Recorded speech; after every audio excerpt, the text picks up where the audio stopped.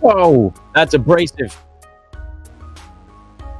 Dropping my face in there like that. That is not cool. I have something else I want to throw on the screen for you guys today, though. See if I can figure this out. Bring the music down a little bit. You guys don't need to be hearing the music blasting in your face. Let's see. Can I get this? There we go. Let's see how that looks on your screen. Not great. You guys can see my mouse.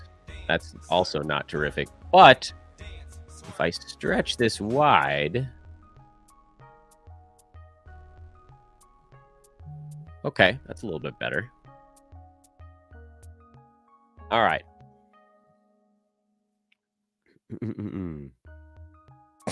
Excuse me. Okay, so this is a pretty cool little thing that that I created a few years back. Actually, can you see the tabs at the bottom? There you go. 2018 was the first year I built it, I believe. No, wait a minute. 2018 playoffs. Oh, fantasy playoffs, yeah. I don't remember when I did certain things. So this is something I built 5 years ago. And the great Andre Lemos, who you guys have heard me talk about here on the show, he's also popped up in the chat room from time to time, has taken on the job of updating it annually because I am absurdly busy. But it's a really fun tool. And we're going to look at it today a little bit. And also, I hope you guys will consider getting a premium subscription to the Fantasy Pass, because then you can just download this file and you can screw with it as you see fit. Let's see. We've got some buyout guys we'll talk about today that I hit on very briefly. Yesterday's show, we did a little 15-minute quick hitter that only went out on the recorded side. Getting back into the YouTube stuff today. No box scores to go over. So I don't think it should come as a surprise to anyone that we'll have slightly shorter shows this week. I was thinking about doing some guests this week, but it feels like a waste. Feels dumb, honestly. Just bring the guests on when people are back into hoops again. This is like mellow out time in the hoops sphere.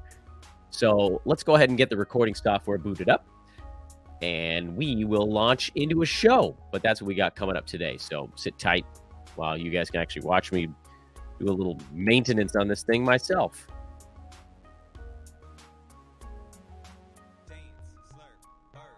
Oh, there's the All-Star break. Boop.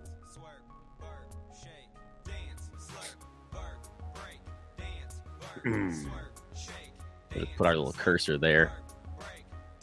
Oh, you can't see the cursor. That's funny. You can see my mouse, but you can't see what I've got highlighted. Or can you? No, you can't. Oh, I see. When I minimize it. Yeah, okay. All right, just got to keep it in the background. Fair enough. Easy enough. Easy peasy. All right, let's do a show.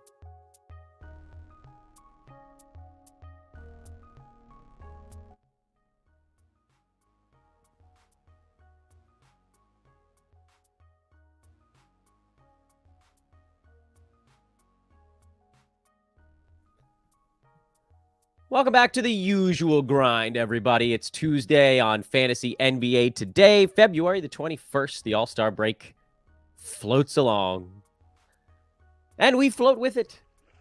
I am your host, Dan Besbris, and I am finally, although you'll probably hear a couple of little, I'm going to do my best to mute coughs, but I'm almost there. To those that are watching on the live side, you can see that I do have... Sometimes I like to do a little game called What's Sitting on Dan's Desk? What's sitting on Dan's desk? On the live recorded side, or the live YouTube side, I should say. You recorded listeners, you gotta get to hear me talk about them, but you don't get to see them. But now, here on Dan's desk, is an inhaler of albuterol, because this cough became a little wheezy, and that ain't good for someone who needs to talk constantly as part of his main source of income.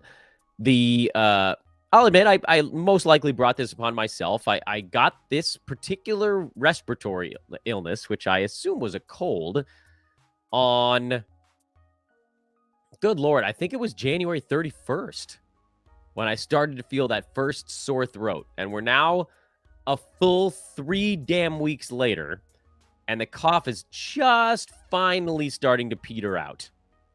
I'm unfamiliar with this sort of territory. I'm not usually, my wife gets the deep, resonant, disgusting, phlegm ball coughs. Her whole family does. That's like one of their things. I almost never do, but I had that one, and it had moved into the chest a little bit, and there was a little bit of laryngitis. And you guys remember from our trade deadline show on Thursday the 9th, I was muting myself and coughing off to the side constantly. I thought, all right, well, this is like not a big deal. Lingering cough after a cold lasts for a couple of days, whatever. I'll be fine soon. The problem, of course, was that not only did I do a 5-hour live show that day on the 9th, but I went and did 4 hours of basketball play-by-play. And then 2 days later, another 4 hours of basketball play-by-play. And there just was never a break for my voice. And then that just exacerbated all of the chest and larynx stuff. And I'm finally starting to come around here a little bit. Finally. It's just so dumb 3 weeks later. Which means any of you guys out there that have the magic of youths in your home, you know that 3 weeks after you get one cold, I'm basically due for the next one. I only hope that taking my family up to the mountains over the weekend with one of our really good friends and their children, who none of whom were sick, was like a way to sort of reset the meter in that, my kids haven't seen school children since Thursday. So if they were going to catch something from a kid on Thursday, they probably would have had it, I would think, by today. It's 5 days later. It's typical incubation time for most things. Viral things is like 3 to 5 days. So if they all come home from school healthy today, then maybe I've got like another week to fully recover from this thing. I guess it doesn't really matter. Hi. Hello, everyone. Hello. You can find me on Twitter at Dan Bespris. I am, of course, Dan Bespris, your happy little Yiddish friend here on Fantasy NBA Today, a sports ethos presentation. Oh, yes. The ethos is strong. That website is sportsethos.com. It occurs to me that I haven't actually shared that website on the screen for you guys on the live side, but I'm going to try to do that at some point today, while we just sort of meander our way through fantasy stuff, because there isn't a ton going on. We're not on a strict schedule today. So we're going to talk a bit about the buyout names, Russell Westbrook being the biggest of them, Patrick Beverley, Kevin Love being, I would probably argue, the other two. I know Terrence Ross got in there and took whatever it was, 17 shots in like 20 minutes or something in his son's debut. But all that Phoenix stuff is going to come crashing down when KD comes back. So I don't want to really read much into that. As far as the other names are concerned, there is probably something there that's worth digging into. And then the thing that I've thrown up here on the screen for folks watching on YouTube is a streamer guide. And we're at that part of the year where, and we make this available for premium subs for the entire season. Folks can see me scrolling back and forth a little bit here. For those of you that are headed towards your head-to-head playoffs, to me, this is where this becomes extraordinarily useful. And I would also ask you all to please at some point join me on YouTube, because you can then kind of see a visual aid. Now, I'm going to talk through it so that folks on the recorded side get the same quality that they would always get, but there's going to be this added element for those watching live. They can see what I'm talking about as I'm talking about it. And I don't want to say take a little pressure off of me of painting this picture for everyone, but it's a useful study guide, if nothing else. Let's go ahead and dive right on in. I want to talk about the buyout candidates first, and we'll get back to the streaming deal in shortly. Let's talk Russ. because I'm guessing most of you missed yesterday's show. It came out at like 5 p.m. Pacific time. I had to get back into town for my trip before I could put the show out. Russell Westbrook to the Clippers, which, I'll talk about it from the reality side first, because what we learn on the fantasy side has to be colored by what we know will happen. Not if, will happen. It's not a maybe. On the reality side. So here's the thing with Russ.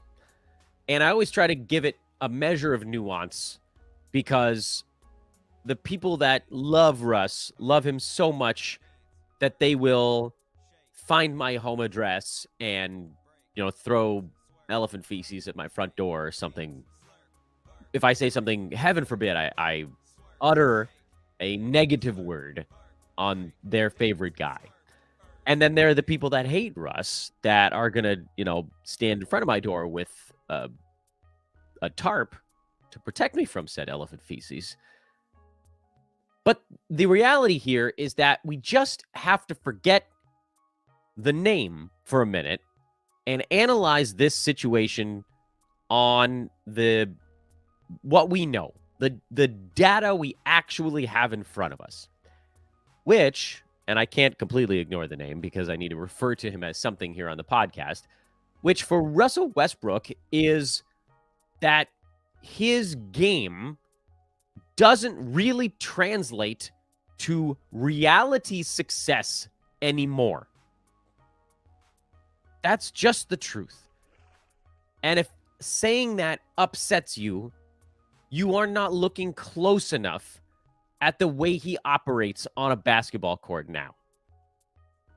Because the way that he operates on a basketball court now is the same as the way he operated on a basketball court 10 years ago, but with wildly diminished athleticism. And that's not to say that Russ isn't one of the most athletic human beings in the world. He's just no longer one of the most athletic human beings in the NBA. That's all that matters. So, what we saw in Los Angeles on the Forum Blue and Gold side is what you're going to see in Los Angeles on the Clippers side, which, I got to be honest, I don't even know what the team's colors are officially anymore. It used to be like a light blue and red. Now I think it's black and red. I don't know if black is an official. Regardless, every team keeps changing their colors these days. Russ isn't going to magically become something else because he moved into the other locker room. Into the Clips home locker room at Staples. He's still Russ. We still see what he has now become in the twilight of his career. Maybe we're not all the way at the twilight, but it sure feels like we're damn close. And that is someone who still wants to go full bull in a china shop style of play, but isn't that menacing of a bull. And I said it on yesterday's show, and I want to repeat it because I feel like it's the best way for people to visualize how he operates nowadays. Russ is a self-enabler on a basketball court.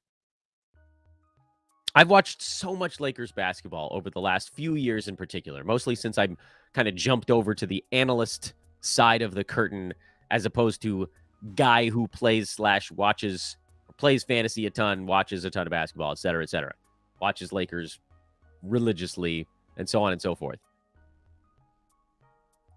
When Russ does something good, which does happen, again, this is like that moment where I'm going to say negative things about Russ, and people are going to be like, Dan hates Russell Westbrook. I don't know Russell Westbrook. I don't hate him. I've just watched him a crap load, and what I've seen is that he has flashes where things are going well. They tend to come off of long rebounds from the opposing team. Russ gets them, near the free throw line, top of the circle sort of deal, and he's just out and running. They tend to happen off of live ball turnovers. Russ is still pretty good in transition. because he's going to go faster than everybody else, or he's going to try to at the very least. But the problem is not every damn possession is going to be coming off a live ball turnover or a long rebound. A lot of possessions over the course of an NBA game, over those 48 minutes, are going to come in the half court. And Russ tries to do the same thing in the half court that he does in transition, which is a couple of high steps, like a couple of slow steps, and then zoom.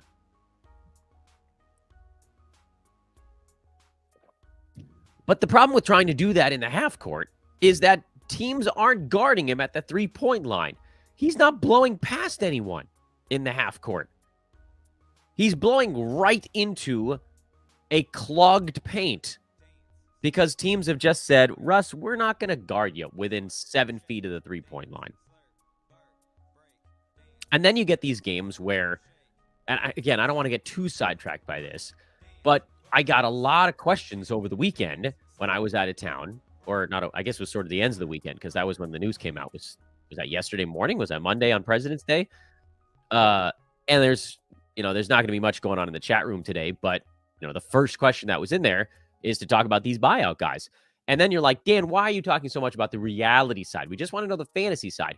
Here's the thing, guys. Number one, we ain't got no time schedules today. We got no box scores to go over. I might just talk on Russ for a half an hour and then decide we'll talk about everything else tomorrow. This is like the off season mushed into the middle of the season. Welcome to the All-Star break, everybody. This is how I operate. I do what I want, when I want, on the schedule I like. Because, in the words of the great Bob Uecker from Major League, over the All-Star break, nobody's listening anyway. There are a couple of you out there. I lied. I mean, there's some of you listening because you're degenerates and we all like to hang out together. But back on the Russ thing. Why are you talking about all this stuff, Dan? Why are you bagging on Russ? Yeah, I am bagging on Russ a little bit. But this is why I feel the way I do about his fantasy prospects, which I'm going to tell you in about 2 minutes here. We just need to finish up a couple thoughts on how he plays. With the Lakers, they allowed that. They allowed him to just sort of be Russ, even once he moved to the bench, which was good for the team because he could inject a little bit of energy into a second unit. That was, at times this year, a positive. But so often, you saw Russ make a good play in transition, hit someone on a cut or whatever. He's out and running. He gets his own layup. Then all of a sudden, he's like, oh, yeah, I'm still Russ. And then it's chuck up threes that inevitably don't go in, or drive the paint with 7 guys there, turn it over. Oh, the live ball turnovers. Oh, my good Lord.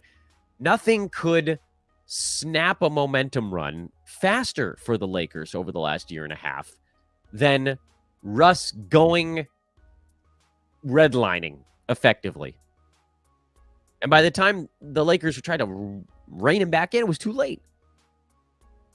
So now I think about this from the Clippers standpoint. And so everybody's like, Dan, do I pick up Russ? I'm like, well, here's the thing. The Lakers were in a weird spot where they legitimately had no choice.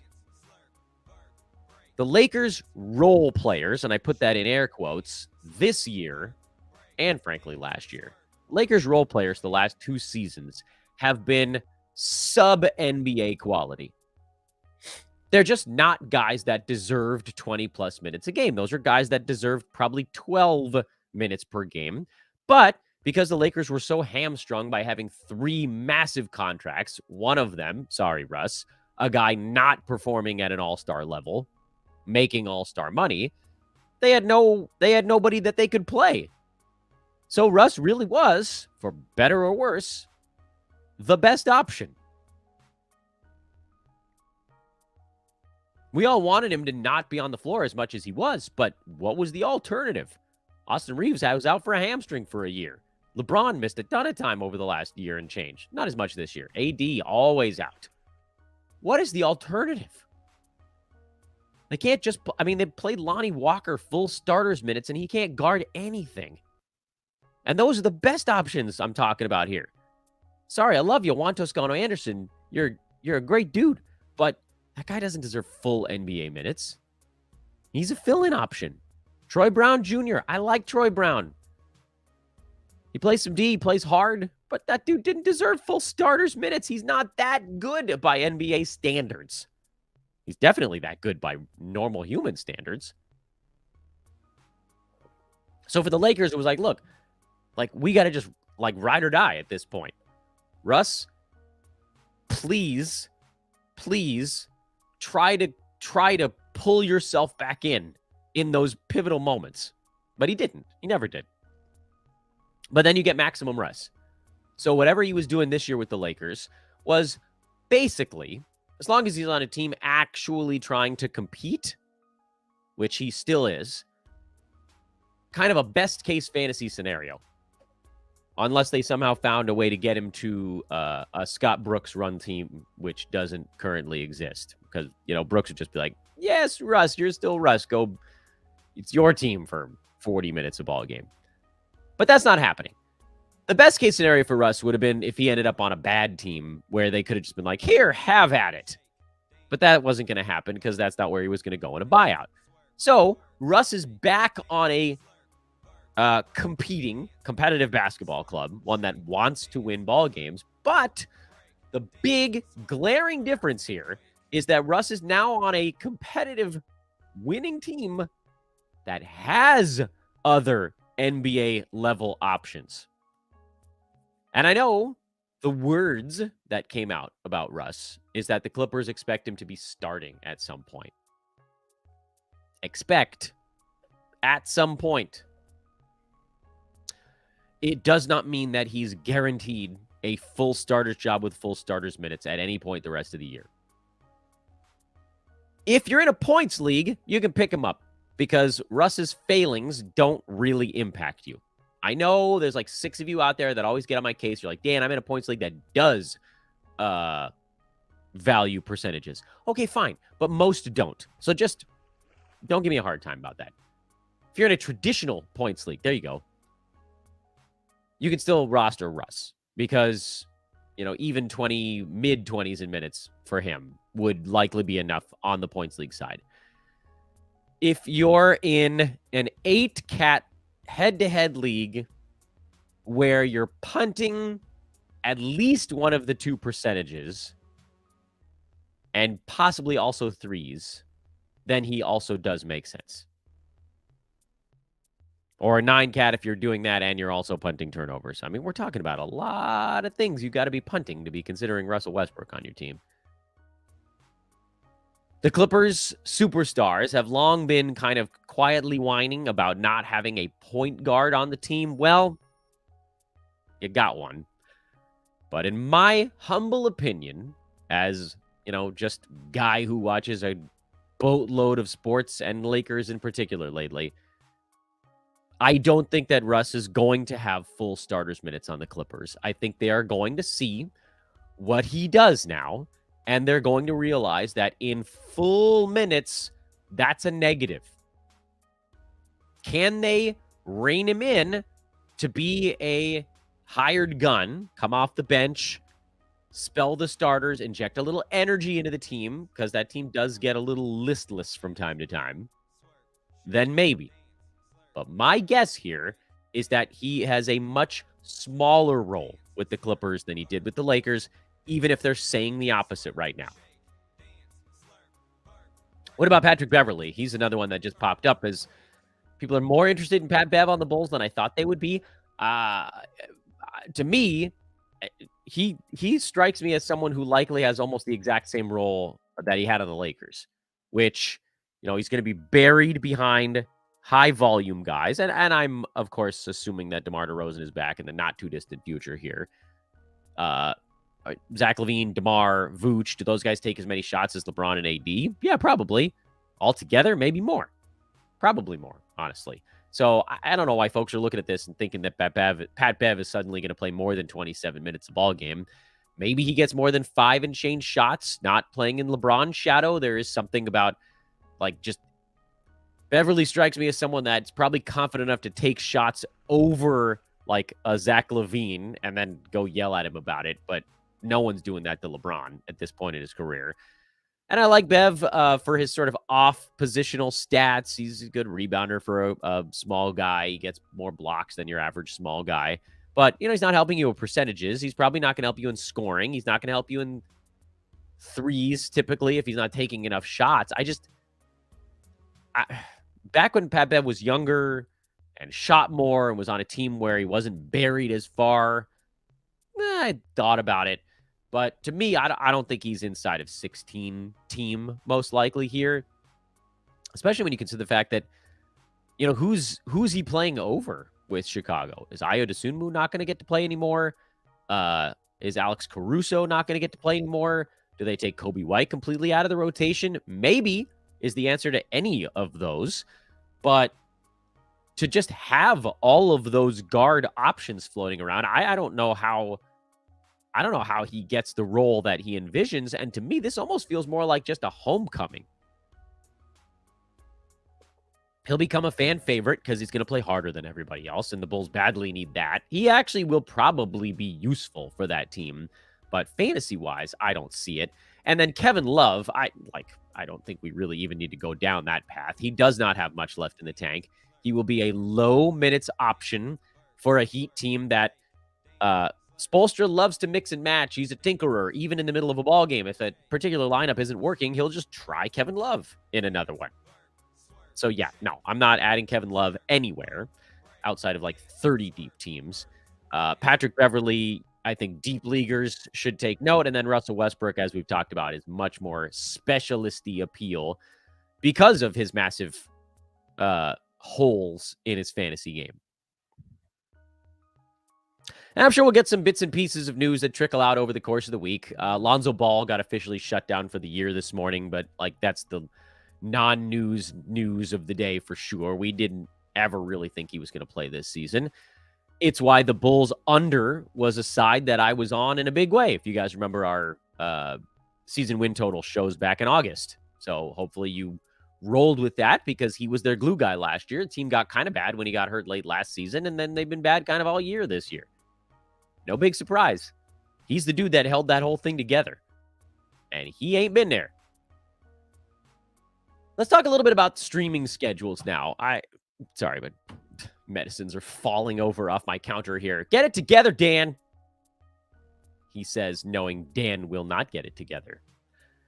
All right, so again, those watching on YouTube now, you get a little bit of an edge. For those listening on the recorded side, we're going to talk about this the way we always do. But this is largely going to be a 5 or 10 minute segment for folks that haven't been with the podcast during this part of the year in the past.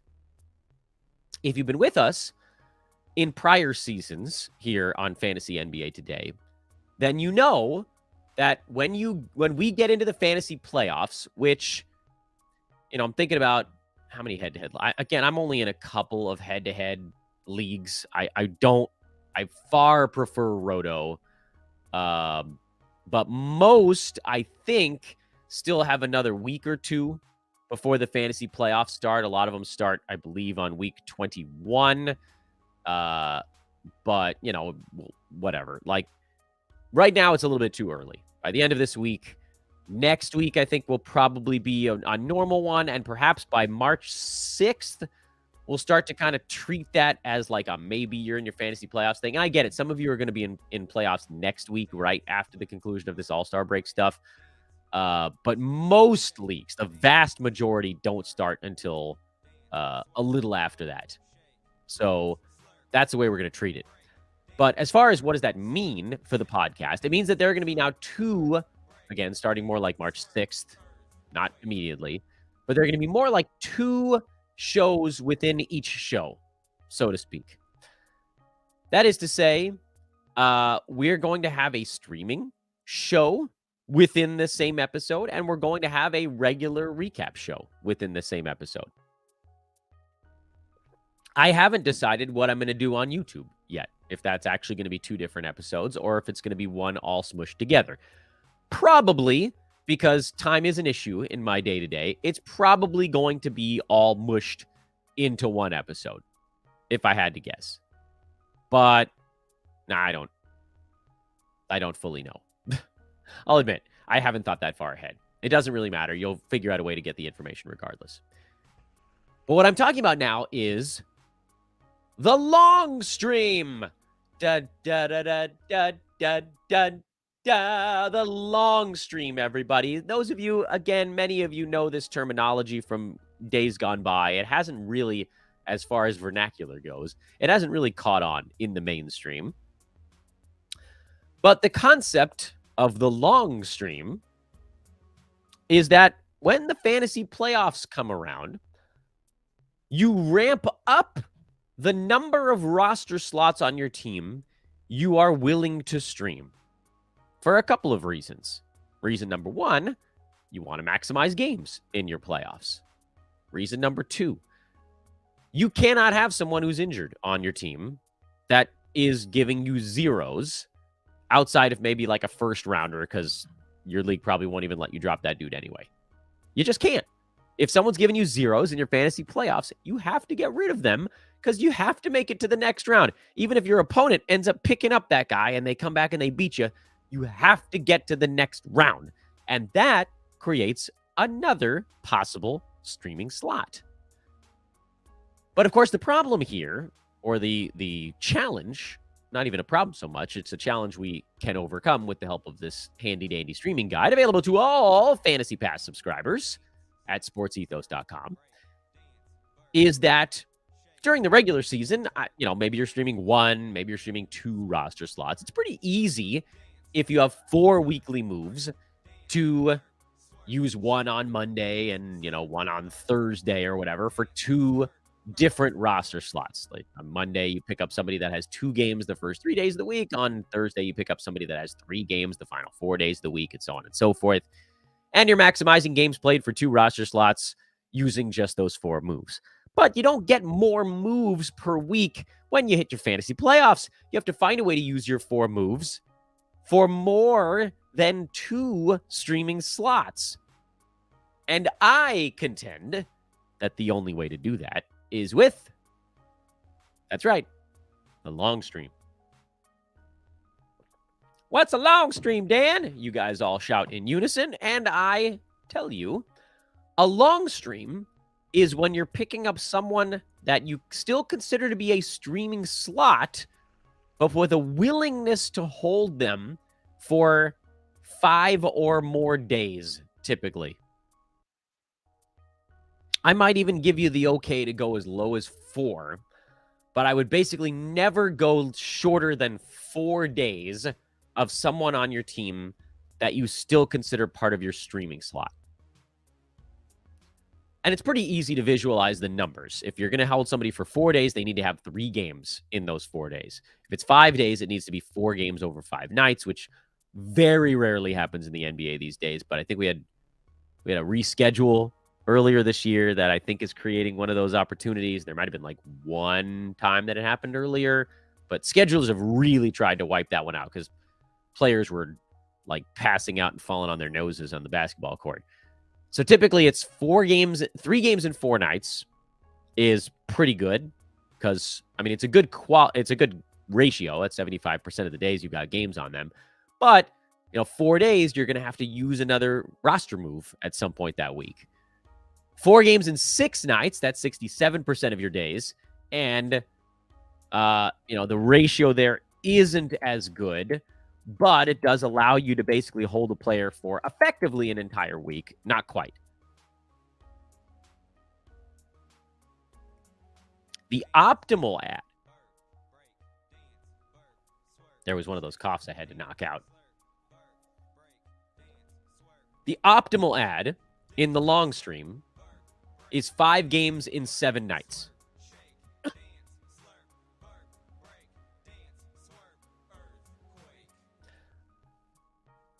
Those do rear their heads from time to time. I want to see if I can find one on this calendar as I'm just like quickly darting my eyes across the screen. I'm sure there's one that you guys can all see on the YouTube side that I'm missing here, but they do pop up. Basically, it's a back-to-back day off, game, day off, back-to-back. That's what you're looking for.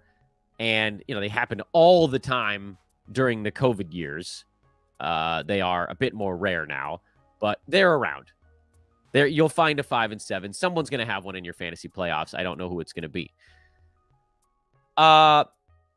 If you can't do 5 and 7, other options, like we said, 3 and 4, 4 and 6. There's also 6 and 9, which that's actually a bit more common. And I'll try to just highlight one for the folks watching on YouTube. That's a back-to-back, day off game, day off game, day off, back-to-back. So it's not quite as jammed in as 5 and 7, but 6 and 9 is fun because now you're getting that 67%, same as you got with 4 games in 6 days. Still much better than, league average, which is like every other day effectively. So much better than the 50% you're trying to elevate from. Again, 50% just a ratio. It's roughly around the average of how often these teams play games over the course of the season. But you don't have to worry about that roster slot for a week and a half almost. These ones pop up much more regularly. Those that, again, that are watching live, you can see a few of them being highlighted on your screen right now. They surface, I don't want to say all the time, but they are relatively common. And you can find them. By the way, I just found a 5 and 7. Philadelphia has one coming up starting on March 1st. March 1st through March 7th. If you happen to have playoffs running during that time, Philly has a 5-game road trip where, you'll probably see some regulars getting rested towards the tail end of that. They're in Indiana and in Minnesota on March 6th and 7th, which is going to make someone like a D'Anthony Melton, who's been a little up and down lately, 5 games in 7 days of him, absolutely. Even Jalen McDaniels might sniff value in a 5 and 7. But again, the magic of this is that you're only then, if it's 5 and 7, you're using 1 move out of your 4, and you're done with that slot. And no matter how many games the slot had scheduled prior to you making that move, over the course of the next week, over those 7 days, you will add games to your ledger. It's very possible that the player you had in that streaming slot might have only had 2 or 3 games over those 7 days. And then with 1 roster move, you add 2 or 3 games to your ledger. And in a worst case scenario, your player that you replaced had 4 games over those 7 days, and you still add 1 to the ledger. Every move you make when you're long streaming should add a game to your team's bucket over the span of the next 7 days. If it doesn't do that, it's not a very good roster move. During the regular season, you can get away with that because you can, again, if you're only streaming 1 or 2 slots, you can kind of mix and match where you stockpile within a given week. You don't need to add a game over 7 days. You need to add a game over 2 days or 3 days or whatever it is. But you can't do that during the playoffs if you're streaming 3 or 4 roster slots. You need to be using your moves to maximize your game's edge long term. And the reason for that is, number one, it's always great to have more games. But the even more important reason for that is you must have roster moves available late or middle in the week for when your players inevitably get hurt. Because if you're choosing to just stream the same 2 roster slots in your fantasy playoffs that you streamed all season long, and you use up all of your moves on Thursday, and 2 of your guys get hurt on Friday, and suddenly you're about to lose 4 games, you are donezo. But if you use a move on Monday, and you pick up somebody who has, 4 games between Monday and Saturday, and you use another move on Tuesday of somebody that has 4 games between Tuesday and Sunday, or 5 games between Tuesday and the following Monday, or 6 games between Tuesday and the following Thursday, or whatever this long stream is, now you still have 2 more moves the rest of the week to utilize in a long stream fashion or to replace an injured player. You cannot stream the same way during your fantasy playoffs. In very competitive leagues, you cannot do it the way you do during the regular season because you cannot be caught with your pants down late in the week when someone gets hurt. If that happens during the regular season, someone on your team gets hurt on a Friday, you just go, well, they'll be back on Wednesday of next week. It'll be fine. Not in the playoffs. If somebody gets hurt on a Friday in your playoffs, you got to have a move to get rid of them. Because they're 2-0s. Let's say that guy was playing Friday and Sunday. You can add 2 games to your team by replacing that injured player. And anytime you can add 2 games or more to your total games played bucket during the playoffs, you do it. Anytime. And it stinks because I've had weeks where I've had 5 guys injured in the same week. I literally didn't have enough moves to get rid of all the players that I lost. And I'm just choosing, like, all right, which of these injured guys do I think might come back by, Saturday's game or something like that. That's terrible. And it's a big reason why I hate the head-to-head playoffs and why I prefer Roto by such a wide margin. Because this type of crap, sorry, this is just BS. Like your season can come unglued because of a little 4 nagging injuries in 1 week. I hate it. But it can, and it probably will for someone in your league. Maybe not you, but it's going to happen to somebody. It happens to somebody every year. All right, let's go ahead and put a pin in things for now. That's about as much as I wanted to do accomplish on today's show. Tomorrow, we'll talk about some more additional news that I'm sure will break over the next 24 hours. We'll start to take a look towards the rest of this week. And what I'd like to do is do a little example run on, let's say your playoffs are starting next week or something like that. We'll dive in a little bit more on the streaming side. I also want to talk tomorrow a bit more about Roto strategy down the stretch, because this is a time you need to tweak the way that you're attacking your Roto leagues as well. And we'll rumble along from that. Again, as always, folks watching on YouTube, I'll answer some questions after the show to our friends over on all of the traditional channels, iTunes, Spotify, etc., etc. Many thank yous, as always, for hanging out with us. I am, once again, Dan Vespris, at Dan Vespris on social media. For Fantasy NBA Today, a Sports Ethos presentation, at Ethos Fantasy BK on Twitter, which is up to 9,444 follows. We want to get them to 10K before the season's done. We got a little under 2 months to do it. So please do help us out on that front. We'll see you over on social. So long for now. All right, YouTubers. Do we have any questions? Yeah, a couple of them here. We did this one. I think I just spilled water on my shirt. You guys see that? That was all class, baby. All class. Lately I've had the water bottle, but it was crinkling in the microphone. So I switched to tall glass, and now I'm going to spill all over my face.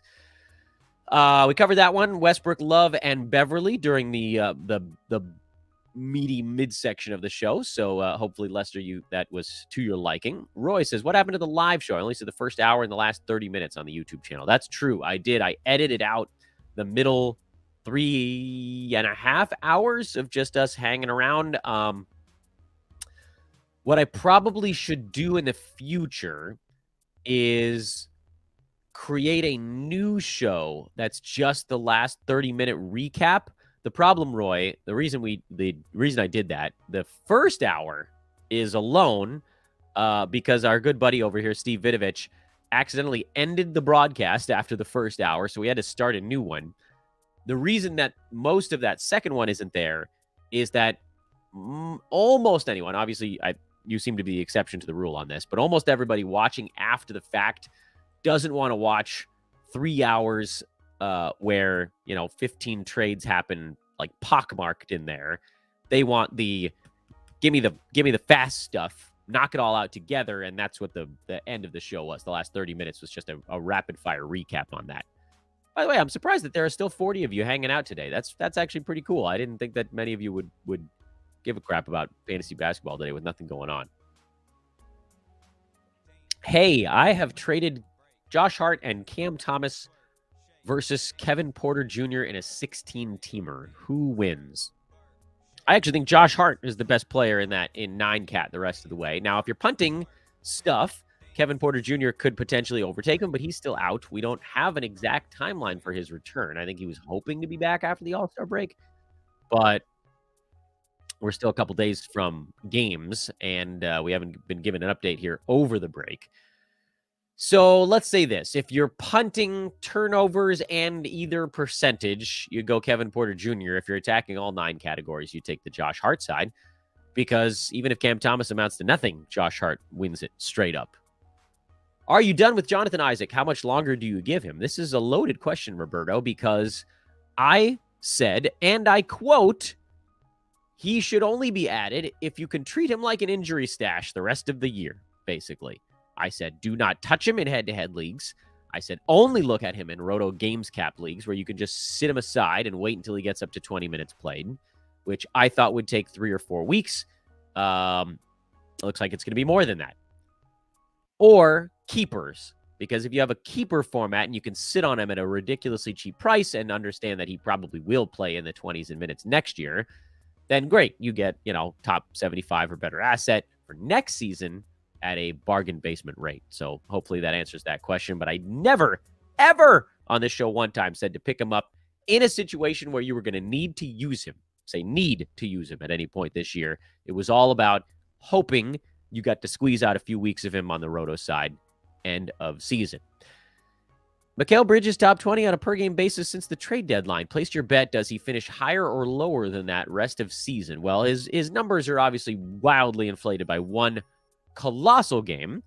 That said, I love Mikal Bridges. We all do here at Sports Ethos. He's been an Ethos guy for a few seasons now, and he just keeps cashing tickets for us here at Ethos, while everybody else knocks him for being like a low turnover dude. So I guess, less useful in head-to-head where literally everyone is punting turnovers, which, by the way, can we also talk about the fact that you now can get a little bit of an edge in head-to-head by just being the one team who's like not horrible?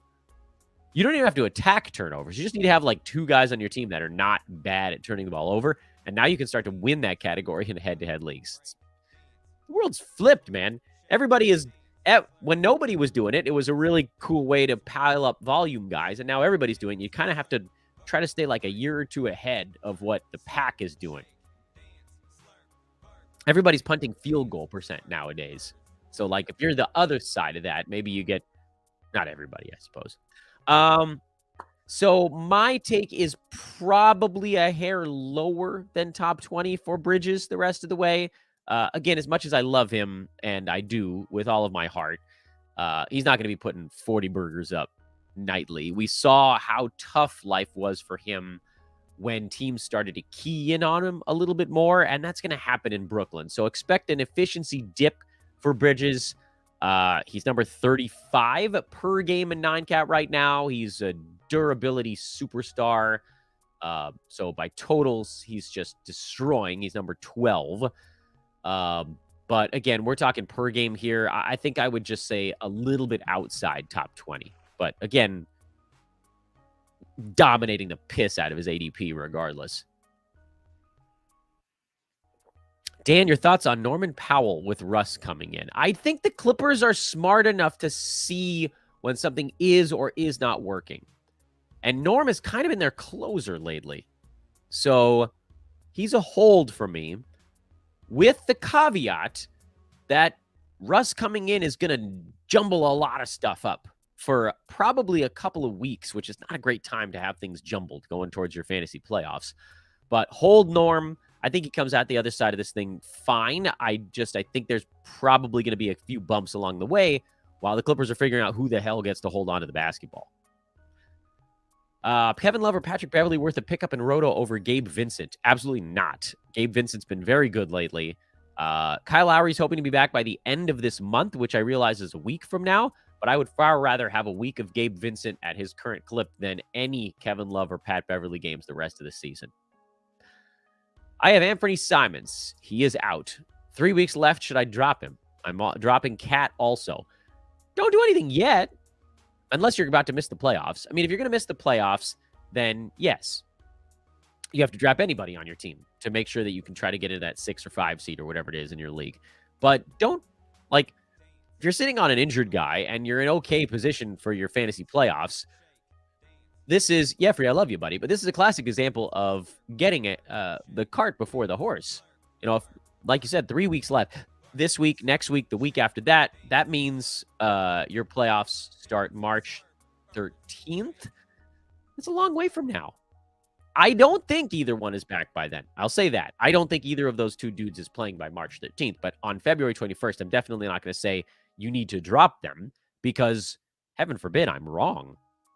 And one of them is playing. You're going to be real pissed. So hang on to them until like March 11th, man. Like, if you're dropping them a day or two before your fantasy playoffs start. And make sure you're picking up somebody that has a crap ton of games right at the beginning of that week.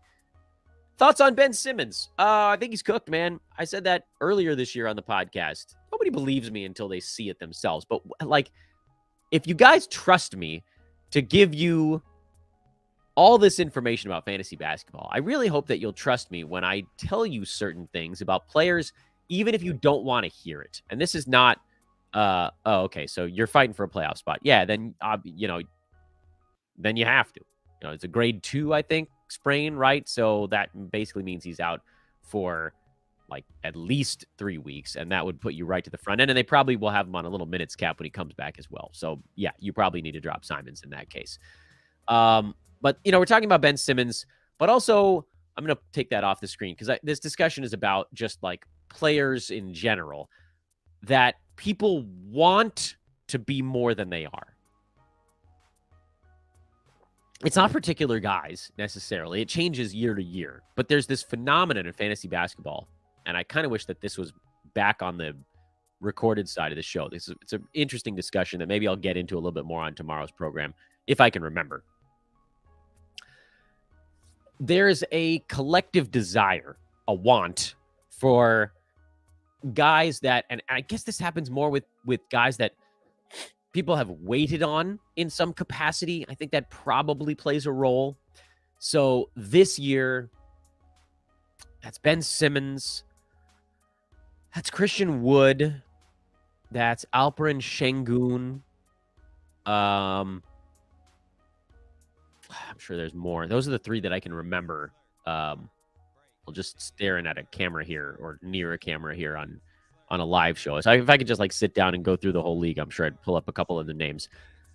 And those players are different in some ways, but they're also quite the same in others, which is Ben Simmons came back and he had a 2-week explosion. Christian Wood had a 2-week explosion.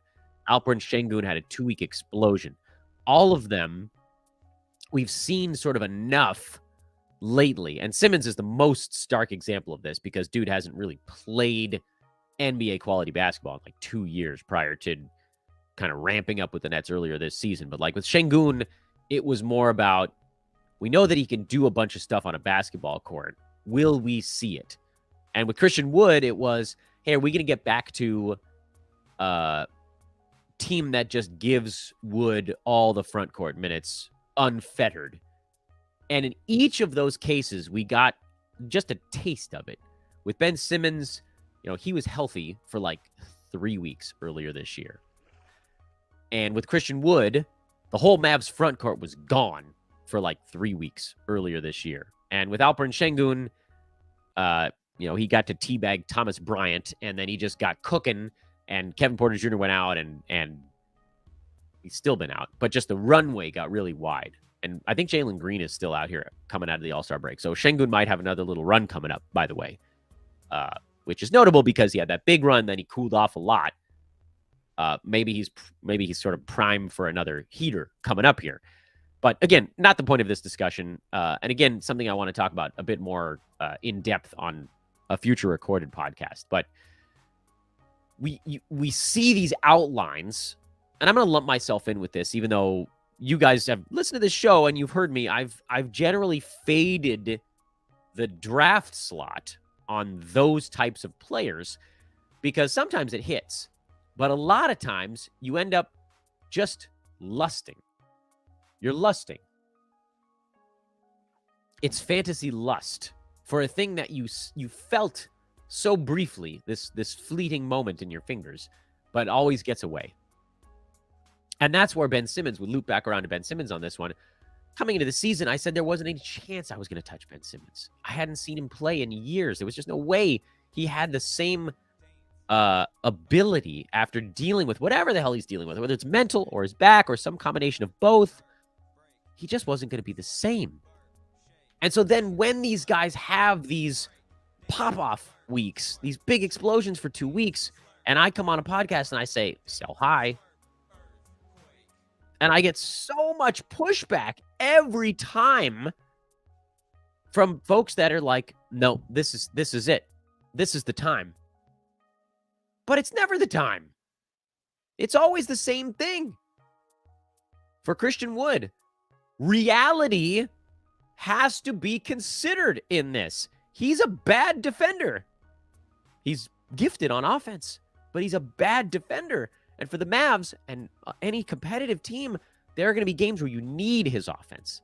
But then there are going to be games where you cannot afford to have his defense in there. With Alperen Şengün, it's a little bit of the same thing, but also it's that team is just kind of a mess. And also, he's not going to shoot 70% long-term from the field. Ebb and flow, everybody. Ebb and flow. For Ben Simmons, we knew he wasn't going to stay fully healthy when that moment hit. So when I tell you guys to sell high on something like that, and I try to remind you of situations like this that have happened in the past, really hope you guys will trust me again going forward. Let's do a couple more questions here and then sign off. For fantasy playoffs, is it worth trading away 2 or 3 game studs for 4 game players, a round of lower value? If it's truly just one round and you can turn a 2-gamer into a 4-gamer, then the answer is yes. If it's like you're trading away a first rounder for a 4th rounder that has 4 games instead of 3, the answer is no. I would trade a 2 to a 4 in a few situations. I would very rarely trade a 3 to a 4 because heaven forbid, I mean, what if the 4-gamer that you trade for misses one of those games and the other guy doesn't? Like, I get it that there's a lot, like you want to come in with a higher number of games because the guy with 2 or 3 games could also miss a game and then you're down to 1 or 2. But for me, if I'm making a trade based on fantasy playoff schedule, I need to be gaining at least 2 games over the course of the entire fantasy playoffs for that switch, and probably more like 3. Could you rank these 3? Killian Hayes, Gabe Vincent, DeLon Wright. Punt, turnover, and field goal percent. Well, we know DeLon runs hot and cold. He'll probably go back to not being the feature guy there. Gabe Vincent is in there because of Kyle Lowry. So, unfortunately, as much as I don't really like his fantasy game, Killian Hayes is probably the guy for you here. And then DeLon at least can have some value even when his team is healthy. Gabe Vincent is your very short-term play while Lowry's out. But if indeed Lowry's back by next week, then Vincent ends up at the bottom of this pile. I'm planning to add 3 of these injured players at the end of the week to fill up my injured list. Cam Payne, Justice Winslow, Jay Crowder, Marvin Bagley, Malik Monk. Malik Monk is very much at the top of this board because at least we know he has a set role when he comes back. Cam Payne is going to be buried. Bagley is just not good. And then they brought in James Wiseman. So Marvin will get backup power forward minutes behind Isaiah Stewart. Nah. Jay Crowder could end up with a medium-sized role in Milwaukee. But I think that's about as good as it gets there. He's probably more like a 16-18 teamer. And then Justice Winslow could actually play his way back to kind of a lead role in Portland. They sent out Josh Hart. I know they brought in some wings, but to me, Winslow has a better chance to beat out some of those other guys for small forward and power forward minutes. So I'd probably go Malik Monk as my top choice by a lot. Winslow in like a very distant second place. And then the other guys I don't think I want anything to do with. I'm trading away Domantas Sabonis, Wendell Carter Jr., Bojan Bogdanovic for Shea and Colin Sexton. I'm punting rebounds. I'm getting the best player in the trade, but am I winning? Is it fair? Yes, I like that. I think Shea's been so good that you got to go get the first rounder. I don't really care that Sexton's hurt. He'll be useful once he comes back. Probably relatively equivalent to maybe just a little bit behind what Bojan Bogdanovic would be. So Shea is the worst player in this trade. Or sorry, Sexton is the worst player in this trade. Shea's the best player in this trade. Sabonis, very clearly the second best player. Then a pretty good drop-off to Wendell Carter Jr. and Bojan, or kind of like a tied for a third best. Shea side is winning in my estimation, and I'm totally fine with it. How are your teams? Can we see your favorite one? I did this last week. JPX Jimenez, you missed this last week? My teams are actually really good this year. I've been spanking pretty hard, except for one. One of my 8 cash teams is very bad. 2 are okay, and 5 are... Well, 3 are okay, and 4 are very good. The one that's really bad is the one that had Devin Booker and Kevin Durant. So my top 2 picks missing basically like a month and a half to 2 months each. That's hard to come back from. I think that team might have even had Kawhi as the 3rd rounder. That's a hard. Kawhi's been really awesome for most of my teams where I have him, but one where you're also down your 1st and 2nd rounder, that's probably not going to do it for you. Teams are really good. I have a head-to-head team that's on the cusp. That's one of the okay teams. That one was obliterated by Brandon Ingram occupying the 1 IL slot the entire damn season. And so all these other zeros I just had to wear. The other head-to-head team is in 2nd place right now. That one's pretty good. I got some roto teams that are right up near the top of the board. 1st place, 2nd place, 3rd place. But behind most clubs in games played in those. So I actually have a feeling that my roto teams, and there's 6 of them, I think I've got a pretty good shot to win 1st in at least half of those. And I think I'll take money out of the 6 rotos. I think I'll take money almost guaranteed in 4, maybe 5. So, yeah, having a good year. Loving it. Last year was a mixed bag. Last year was probably the worst year since I've had this podcast, but still made out like okay. So Jokic has 2 games in the 2nd week of your fantasy playoffs for most. Yeah, would you trade him for Halliburton, who has 4? Yeah, I probably would, but I would hold off if at all possible. The one fear for me is that Indiana does start to throttle back a little bit, and then maybe you only get Halliburton for 3, which is pretty close, actually, to Jokic in 2. I know that seems kind of insane to think about, but Jokic has been so good, so far beyond everybody for the last 2 or 3 months, that even an extra game out of another late 1st rounder here lately, Jokic possibly still ends up being more valuable, mostly because of what he does in field goal percent, but also overall. But if you're really going to get 2 extra games in that move, then yeah, I probably consider it. Would you play Gabe Vincent and Roto until Lowry is back? I think is the actual question here. Well, it happens. It's whether or not Tyler Hero is also out. If Hero and Lowry are out, then the answer to this is yes. If Hero comes back, the answer drops to kind of a maybe and probably no, games cap style. All right, we out. Thanks, everybody. We'll be back tomorrow. We'll do, again, something similar here, just like I was talking about. We will catch you then. So long for now.